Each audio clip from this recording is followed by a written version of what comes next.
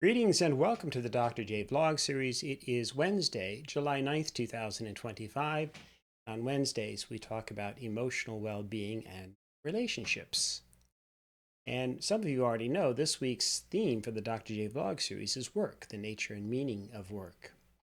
And as noted previously, although there are some obvious categorical exceptions, most of us will work in our lives and hold down jobs for the larger portion, at least, of our adult lives. And many of us then go further to even define ourselves in terms of the work or the careers that we have. In fact, it's often the first thing that we ask of people when we meet them, or the second thing after we find their name. We'll usually say something like, "Oh, pleased to meet you. What do you do for a living?" Common conversation starter. So we know then that for most people, the working portion of their lives occupies so much of our time and energy and attention. And we know then that what we do for a living directly will impact our emotional well-being, our health, and our relationships. When our lives are going well, and especially at work, that typically carries forward. That is, the positive things that happen at work will almost always spill over into the rest of one's life. So, for example, who doesn't enjoy getting great news at work, whatever the nature of that great news might be? We love to both get the news, and then typically we like to share that news with our most important loved ones, shall we say. So that almost always, again, lifts our spirits, and it carries forward throughout the rest of our days, our weeks, and maybe longer. And for that matter, obviously, if we really enjoy our work, it's not work at all. We're literally doing one of the things that perhaps we love to do. Only difference is we just happen to be getting paid for that work, for that thing that we love to do. So if you're loving your work, then that's great news. I'm really happy for you. It's the best case scenario, shall we say. We have a family member, for example, who was not loving their work, and they were in a job in an area and in a field for about 10 years that they didn't really want to be in. They no longer enjoyed in any way, shape, or form, and was having this long-term negative impacts. And so they ended up quitting that particular job and then looking around and finding something new, and took up a new job, but for perhaps half the pay, maybe even slightly less, but a job that they love doing. And so to me, that's a no-brainer. I mean, in other words, if you can afford, obviously, to make less money, obviously take the job that you really love. Not everybody's in a position to do that. So hopefully then, if you do love your work, you'll be able to continue indefinitely, maybe even a lifetime, although that's quite rare these days to stay in one place forever. As mentioned in Monday's vlog, I personally feel quite fortunate, very lucky to be in the job that I have, and I've been doing what I love for the last 22 years. So now that said, the environment has changed in those 22 years. There have been some large-scale developments at my university that have created a fair bit of stress and has adversely affected a number of people that I work with, including many of us professors. But even so, I have to be honest, I still love my job. So we just have to remember then that change is the essence of life. Nothing ever really remains exactly as it was. As it was. I learned that from Harry Styles, by the way, in 2022.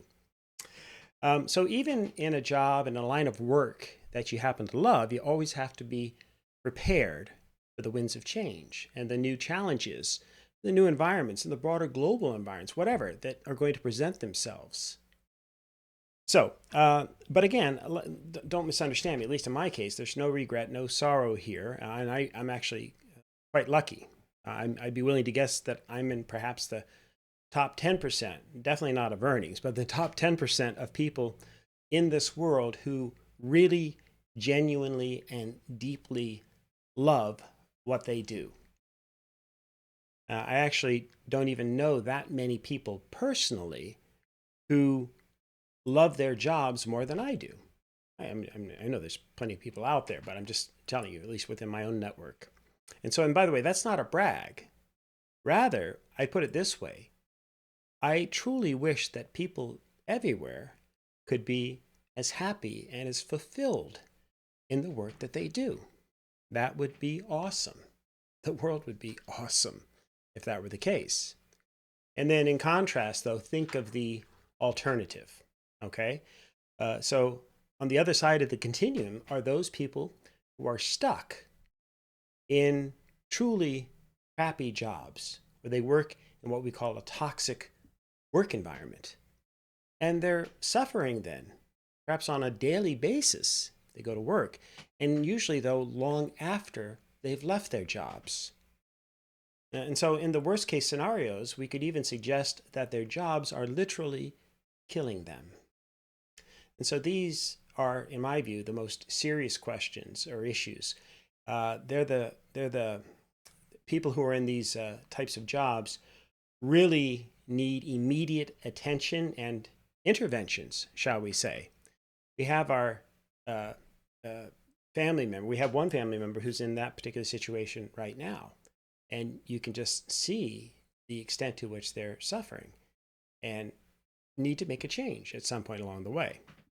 Okay, so what are the signs then that you might be in a less than perfect or a less than desirable job? Is it your boss? Is it the workload? Is it the crappy pay? The terrible lighting? The unpredictability of your schedule or what might come up at work? Or is it being surrounded by, petty or malicious coworkers? And that's not even an exhaustive list. But if you said yes to those items, and especially to all of them, well, then you need help. You need to move on from that job as soon as possible. But again, you probably already knew that.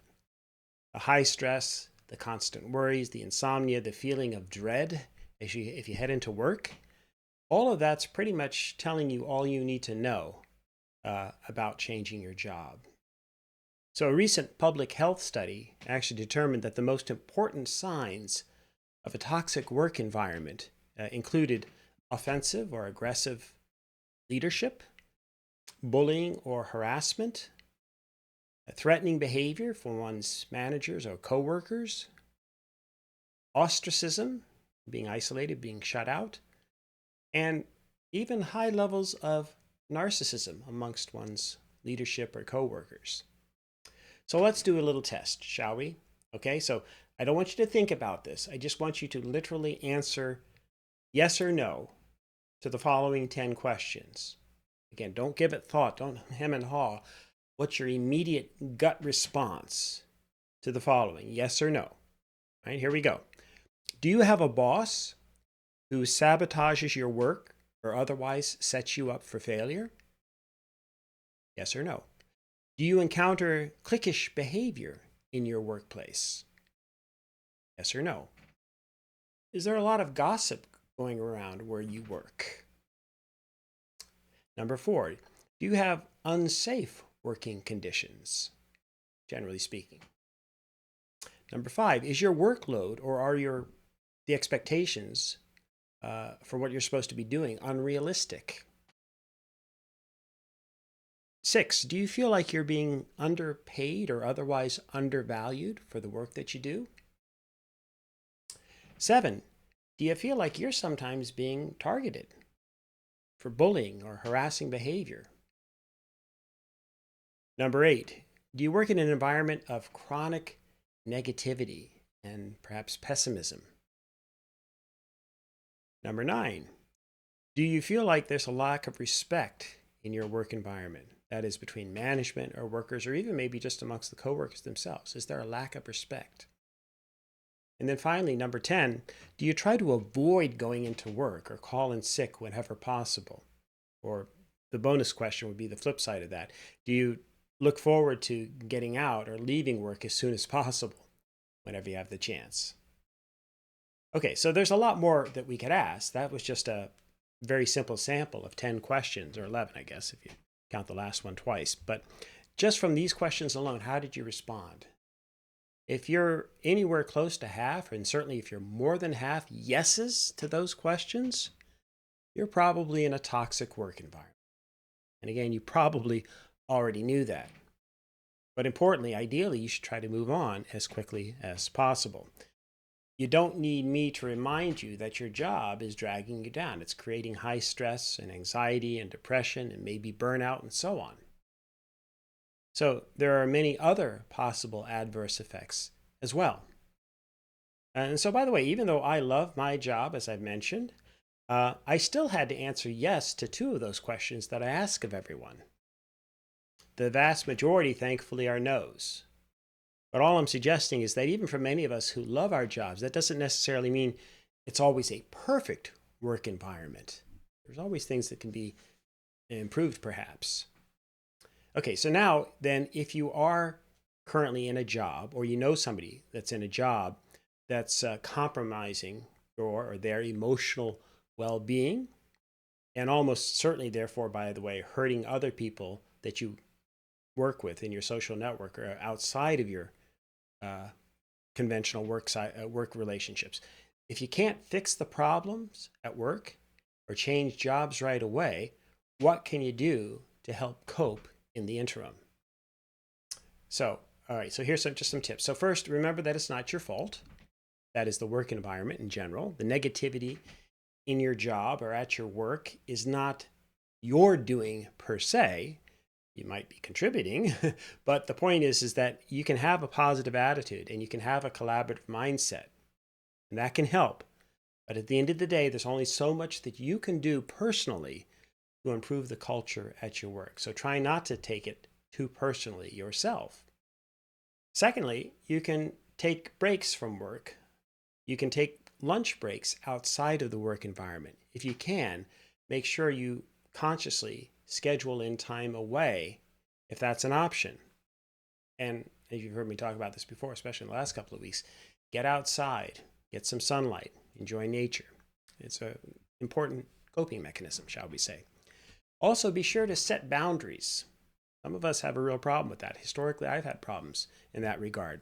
But the point is don't get pulled into things and dramas and things that are going to take you away from your trying to create that peace of mind that you need.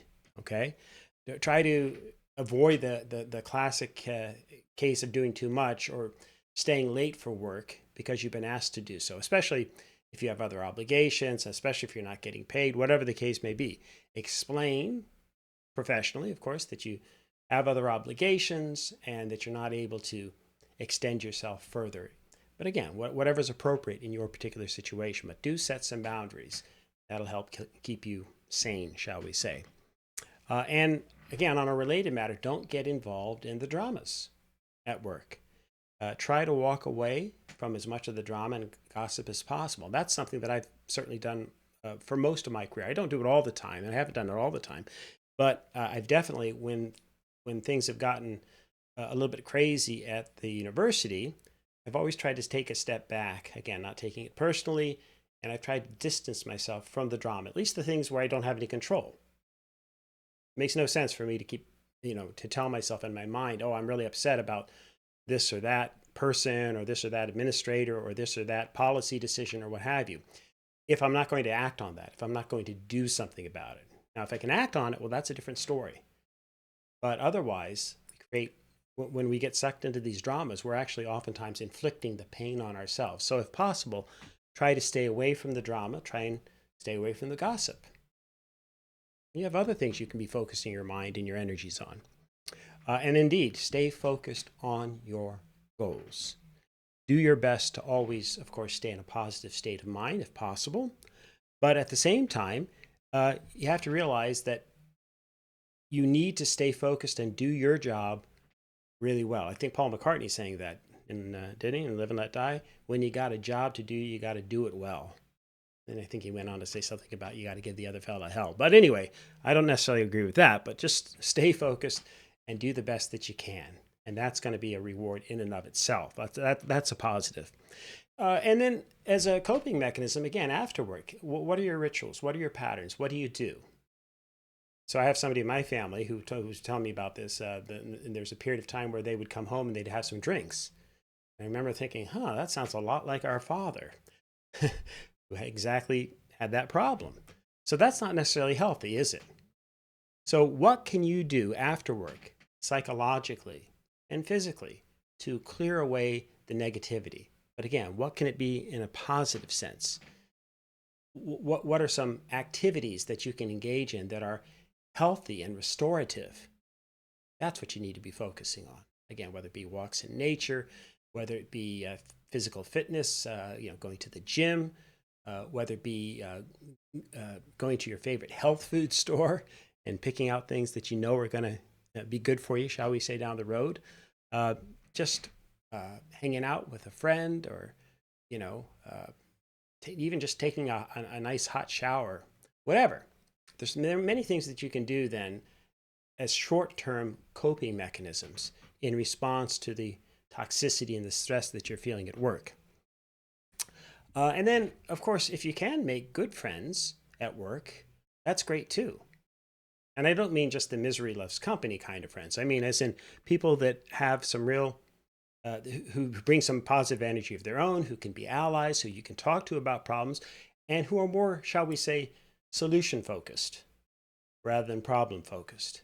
If you're always talking to somebody, this is what I found in my experience. If you're always talking to somebody and they're always talking about how horrible things are and how shitty this is or that is, or how that this boss or that person or whatever, and if that's their constant focus, the Debbie Downer kind of, then that's not what I'm talking about. Try to find people who share some of your concerns, but again are more solution focused and who are trying to maintain a sense of positivity and optimism, even under the most difficult circumstances. And importantly, if you can build a friendship or a trusting relationship with that person or a few people in that regard, that's going to help you cope quite effectively, at least again in the short term. Also, don't compromise your values. Don't throw away what's important to you. Okay? If somebody does something horrible to you at work and something unconscionable, something you would never do, don't do that in kind. Don't become that which you despise. And that's one of the most important pieces of advice I can give you. I try not to respond in kind and or to do the things that I don't value. Have I always been perfect in that regard? No, I haven't. I've made some mistakes. But I've definitely learned, and certainly in this day and age and in this stage of my life, I try not to ever replicate or do the things that I've never valued, that I wouldn't want to do. I don't want to compromise my values in that sense. And you shouldn't either. And in fact, you'll only feel worse about yourself if you do allow yourself to sort of, descend to their level, right? So when they go low, we go lower? No. try to stay above the fray. Try not to get sucked into that. Okay. And then again, as I say, on a regular basis, you should be engaging in not just an after work ritual, but other sorts of stress coping techniques, whether they involve meditation or yoga or long walks in nature or prayer or daily exercise or what have you. Make sure you have some, and you've developed some foolproof, awesome, long-term stress coping behaviors. And no, hitting the bottle after the work or getting high is not the solution. I'm not saying you can't ever have a drink or you can't ever get high, and marijuana is legal now. I'm just saying that shouldn't be your go-to coping strategy. And then over the longer course, you're going to have to plan your exit. If you can do your best within the context that you're working, but at some point you have to be realistic and make the decision, right? I cannot stay here permanently. I had that type of a job once when I was 19. It was working at a pool company. We were pouring cement pools in the backyards and whatnot. But the guys that I was working with, I just, after a few days, and the conversations never changed. They were very crude. It was F this, every other word was F this or F that. And there was a lot of talk just about, kind of sexually harassing behavior and belittling behavior, very misogynistic language towards women. And then a lot of the conversation was about again, getting hammered after work or on the weekend and doing crazy things. In short, I remember vividly when I remember literally some of the days, some of the things I was doing on that job. And after a week, I said, I can't work here. Again, it's not that I'm a prude. I can live with an F bomb here and there and so on and so forth. But it was just everything about the environment and about the coworkers, and it just was not my vibe at all. Right? So that was easy because that was just a summer job, and I was like, well, forget that. I'll do something else, right? And then I found something, by the way, that I loved, and that's when I got into landscaping, and then I ended up doing that for several years. So anyway, so in sum, if the negativity, if the harassment, if there's extreme sorts of behaviors that you can't abide by, if there's micromanaging going on, whatever's the norm in your work environment, and think of the questions that I ask or others that I didn't ask. If you see too many of these signs and these indicators, you should be aware then that you, and again, if you aren't already, that you're working in likely a toxic environment. And so like a real toxin that's in the air, emotional toxicity can make you feel sick too. It can have horrible effects on your emotional and even your physical health as well. Right? So again, we don't have to relitigate this, but you'll know it if you're seeing mental health problems, if you're having insomnia, the levels of stress that you feel on a regular basis, if you're getting depressed or you've reached a state of serious depression, or just in general assaults on your self-esteem and so on. Whatever these indicators, you know that literally you have to make a change because what you're experiencing is too toxic. It is killing you. Okay.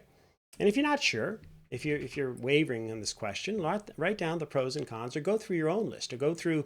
I actually did an earlier vlog too about work environments, and make an assessment. Try to do an objective assessment about the positives and the negatives, what's working and what's not working in your work environment. Okay.